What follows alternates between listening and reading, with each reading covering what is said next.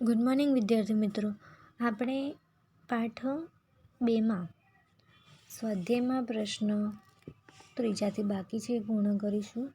તો પહેલો પ્રશ્ન છે, વિકલ્પો છે આપણે કે નરેન્દ્ર ने लड़के को क्या दिया? तो नरेंद्र ने लड़के को चवन्नी दी.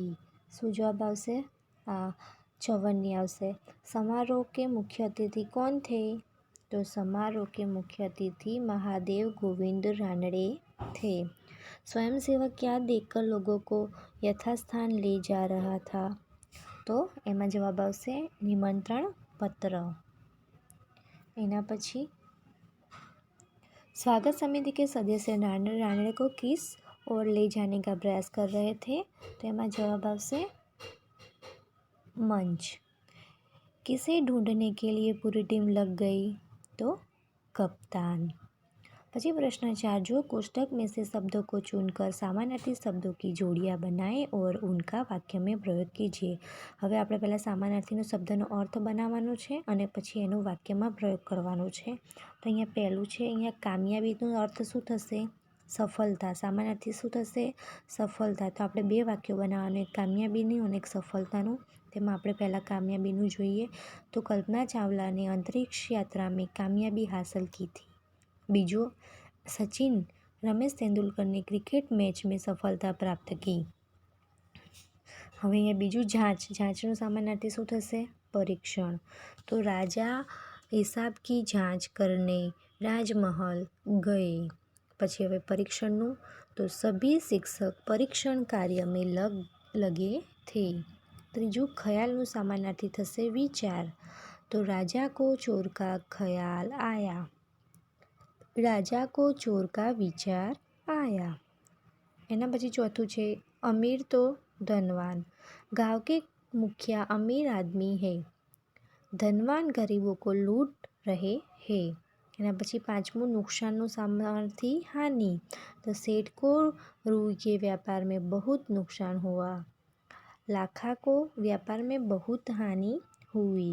હવે વિખ્યાતનું સમાનાર્થી શું થશે? प्रसिद्धि. तो सोमनाथ का मंदिर जग विख्यात है. आगरा का ताजमहल प्रसिद्ध है. હું અમને PDF મોકલી આપીશ, પછી તમારી નોટબુકમાં લખવાનું રહેશે. હવે આપણે પાછળ જોશો, તમે પુસ્તકમાં તમારો નવા પાઠની શરૂઆત કરવાની છે. પાઠનું નામ છે સચ્ચા હીરા. પુસ્તક ખોલો વિદ્યાર્થી મિત્રો. હું પાઠ સમજાવું એમ પુસ્તકમાં જુઓ. જો તમે વાર્તા સાંભળશો તો તમને પ્રશ્નના જવાબ પણ સારી રીતે આવડી જશે. પાઠની શરૂઆત કરીએ. સચ્ચા હીરા છે. તમને ચિત્રમાં ઘણી બધી સ્ત્રીઓ દેખાય છે. એ સ્ત્રીઓ શું કરી રહી છે? કૂવેથી પાણી ભરી રહી છે. અને પછી કૂવેથી પાણી ભર્યા પછી શું કરે છે? લોકો વાતો કરી રહ્યા છે. તો આપણે પાઠમાં જોઈશું એટલે ખ્યાલ આવી જશે કે આ શું છે આ વાર્તામાં. તો જોઈએ. सूर्य अस्त हो रहा था. पक्षी चहचहाते हुए अपने अपने નીડ की ओर जा रहे थे. એટલે સૂર્ય આથમી રહ્યો હતો. હવે પક્ષીઓ પણ શું કરી રહ્યા હતા? પક્ષીઓ પણ પોતાના નીડમાં એટલે પોતાના ઘોંસલામાં જઈ રહ્યા હતા.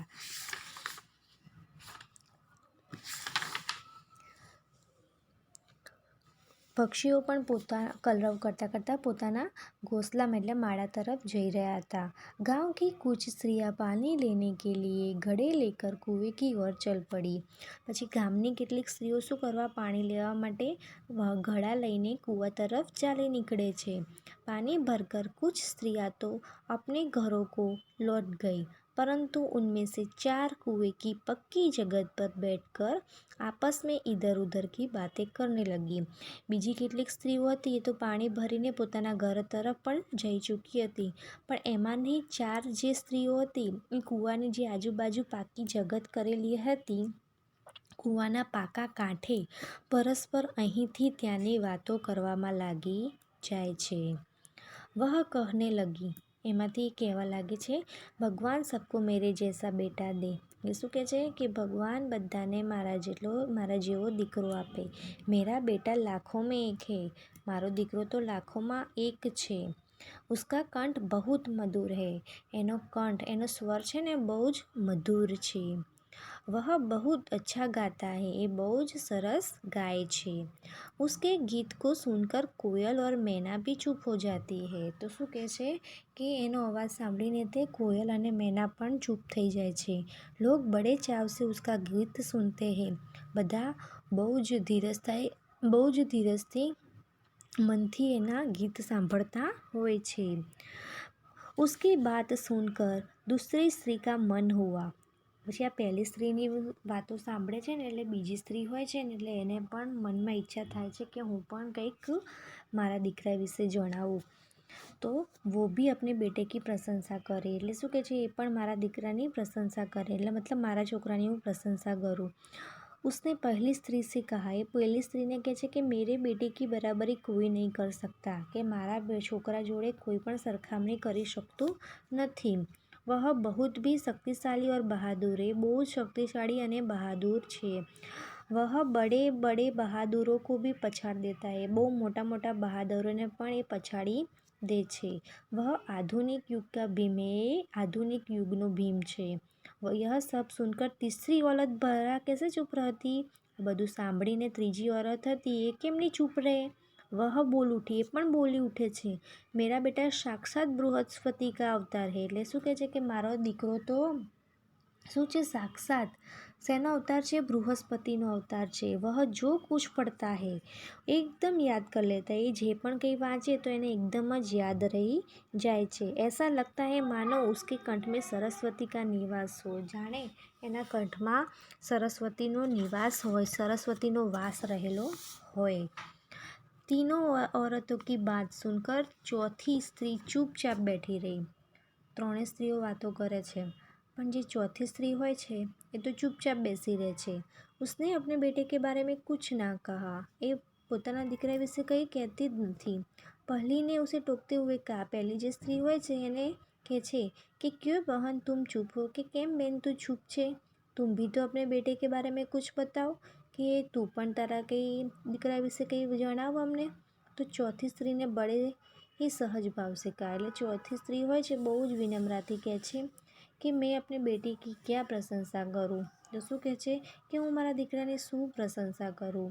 वह न तो गंधर्व सा गायक है, न भीम सा बलवान और न ही बृहस्पति सा बुद्धिमान. તો શું કહે છે કે ના એ ગંધર્વ જેવો ગાયક છે, ना भीम જેવો બળવાન છે, કે નહીં બૃહસ્પતિ જેવો બુદ્ધિમાન. कुछ समय बाद जब से सब गड़े सिर पर रखकर लौटने लगी. પછી થોડો સમય વીતી જાય છે પછી બધી સ્ત્રીઓ પાછી પોતાના માથા ઉપર ગળા મૂકીને પાછી જવા લાગે છે. તभी किसी गीत का मधुर स्वर सुनाई पड़ा. ત્યારે છે ને એક મસ્ત ગીત સંભળાતો, મધુર સ્વર અવાજ સંભળાતો સંભળાય છે. સુનકર પહેલી સ્ત્રી બોલી કે સુનો મેરા હીરા गा रहा है. તો શું કહે છે કે સાંભળો સાંભળો મારો હીરો ગાઈ રહ્યો છે. तुम लोगों ने सुना, તમે લોકોએ સાંભળ્યું. उसका कंठ कितना मधुर है, એનો કંઠ કેટલો મધુર છે. वह लड़का गीत गाता हुआ उसी रास्ते से निकल गया. એ છોકરો છે ને ગીત ગાતો ગાતો એ જ રાસ્તા પરથી નીકળી ગયો. उसने अपनी माँ की ओर કોઈ ધ્યાન દિયા ही નહીં. એ શું ને ગીત ગાતો ગાતો જતો રહ્યો પણ એનું ધ્યાન એની માતા તરફ જતું નથી. इतने में दूसरी स्त्री का बेटा उधर से आता दिखाई दिया. એટલામાં બીજી સ્ત્રીનો જે દીકરો હતો એ પણ ત્યાંથી આવતો દેખાય છે. दूसरी स्त्री उससे देखकर गर्व से बोली. એટલે બીજી સ્ત્રી હતી એ જો એના દીકરાને જોઈને બહુ અભિમાનપૂર્વક બોલે છે કે દેખો જુઓ, वह मेरा लाडला बेटा आ रहा है, કે જુઓ મારો લાડલો દીકરો આવી રહ્યો છે. शक्ति और सामर्थ्य से इसकी बराबरी कौन कर सकता है, કે શક્તિ અને સામર્થ્યથી આની બરાબરી કોણ કરી શકે છે. वह यह कह ही रही थी कि उसका बेटा भी उसकी ओर ध्यान दिए बिना ही निकल गया. એવું એ કહેતી જ હતી પણ એટલામાં એ પણ એના માતા તરફ ध्यान આપ્યા વગર ત્યાંથી ચાલ્યો નીકળે છે. वे कुछ आगे ही बढ़े तो एकाएक तीसरी स्त्री का बेटा उधर से संस्कृत के श्लोकों का पाठ करता हुआ निकला. એ લોકો ત્યાંથી થોડાક આગળ નીકળ્યા છે અને અચાનક જ જે ત્રીજી સ્ત્રી હતી એનો દીકરો ત્યાંથી સંસ્કૃતના શ્લોકોનું પાઠ કરતો કરતો ત્યાંથી નીકળે છે। उसके उच्चारण से ऐसा लग रहा थी कि मानो उसके कंठ में साक्षात सरस्वती બિરાજમાન હો। એટલે એના અવાજથી એવું લાગતું હતું કે જાણે સરસ્વતી સાક્ષાત એના અવાજમાં બિરાજમાન વસેલા હોય એવું લાગી રહ્યું હતું। तीसरी स्त्रीને ગદગદ સ્વર से कहा। ત્રીજી સ્ત્રી છે ને ગદગદ અવાજ ખુશીથી સ્વરોમાંથી કહે છે કે દેખો યહી મેરા गोद का हीरा, એટલે કે જુઓ આજ મારો ખોડાનો હીરો। इसे कौन बृहस्पति का अवतार नहीं कहेगा, आने कोई बृहस्पतिનો अवतार नहीं को। परंतु उसका बेटा भी माँ की ओर देखे बिना आगे बढ़ गया। પરંતુ આ એ પણ છે એની માતા તરફ જોયા વગર જ આગળ ચાલી નીકળે છે। वह अभी थोड़ी ही दूर गया था कि चौथी स्त्री का बेटा भी अचानक उधर से निकला। એટલે હવે છે ને એ લોકો થોડાક આગળ નીકળે છે એટલામાં ચોથી જે સ્ત્રી હતી એનો અચાનક દીકરો આવે છે। वह देखने में बहुत ही सीधा सादा और सरल प्रकृति का लग रहा था। એ જોવામાં બહુ જ સીધો સાદો અને સરળ સ્વભાવનો લાગી રહ્યો હતો। ઉસે દેખકર ચોથી સ્ત્રીને કહા, એને જોઈને ચોથી સ્ત્રી કહે છે કે બહન યહી મેરા લાલ હે, કે જુઓ બેનો આ મારો લાલ મારો લાડલો છે। चौथी स्त्री उसके बारे में बता ही रही थी। चौथी स्त्री बतावी જ રહી હતી એમના વિશે कि उसका बेटा पास आ पहुँचा, कि એમની દીકરો એની પાસે આવી પહોંચે છે। अपनी माँ को देखकर वह रुक गया और बोला, એની માતાને જોઈને રોકી ઊભો રહી જાય છે અને બોલે છે કે माँ लाओ मैं तुम्हारा घड़ा पहुँचा दूँ। શું કહે છે કે माँ लाए कि હું તારો આ ઘડો પહોંચાડી દઉં। मना करने पर भी उसने माँ के सिर से पानी से भरा घड़ा उतार कर अपने सिर पर रखा और घर की ओर चल पड़ा। ના પાડવા છતાં પણ એને એની માતા પર જે પાણીનો ઘડો મૂકેલો હતો એ ઉતારી લે છે અને પોતાના માથા પર મૂકીને પોતાના ઘર તરફ ચાલી નીકળવું પડે છે। तीन औरतें बड़े ही आश्चर्य से चौथी स्त्री के बेटे को दिखती रही। જે ત્રણ સ્ત્રીઓ હતી એ ખૂબ જ નવાઈપૂર્વક જ એ ચોથી સ્ત્રીના દીકરાને જોતી જ રહી ગઈ। एक वृद्ध महिला जो देर से इन औरतों के पीछे चलती हुई, જુઓ ચિત્રમાં આ ચિત્રમાં તમને આ પાછળ એક વૃદ્ધ સ્ત્રી દેખાઈ રહી છે। એ આ વૃદ્ધ સ્ત્રીઓ આ ચારે સ્ત્રીઓની બધી જ વાતો સાંભળતી હોય છે। હવે આપણે આમ પાછળ જોઈએ। एक वृद्ध महिला जो बहुत देर से इन औरतों के पीछे चलती हुई इनकी बातें सुन रही थी। એ ઘરડી સ્ત્રી હતી ને એ બહુ ક્યારની આ ચારે સ્ત્રીઓની વાતો સાંભળી રહી હતી। પાસ આકર બોલી, પછી નજીક આવીને કહે છે કે દેખતી ક્યાં હો, જુઓ છો શું, યહી સચ્ચા હીરા હે, કે જુઓ છો શું કે આ જ સાચો હીરો છે। વિદ્યાર્થી મિત્રો તમે સમજ્યા કે આ ચાર સ્ત્રીઓમાંથી સાચો હીરો કોણ હતો, કોનો દીકરો હતો? જે ચોથી સ્ત્રી હતી એની દીકરો જ સાચો હીરો હતો। પછી તમે શબ્દાર્થ જોશો તો હીરા યાની નરરત્ન, बहुत ही अच्छा आदमी। चहचहाना यानी चहकना या चहकारना। नीड यानी घोंसला। कंठ यानी गला या आवाज़ या स्वर या शब्द। चाव यानी प्रबल इच्छा या लगन। प्रशंसा यानी तारीफ या गुण। वर्णन यानी बराबरी, तुलना, क्षमता तो समानता। सामर्थ्य यानी बल, योग्यता। पछाड़ना यानी हराना, फटकारना या गिराना। आधुनिक यानी अर्वाचीन। नवीन यानी बृहस्पति देवों के गुरु।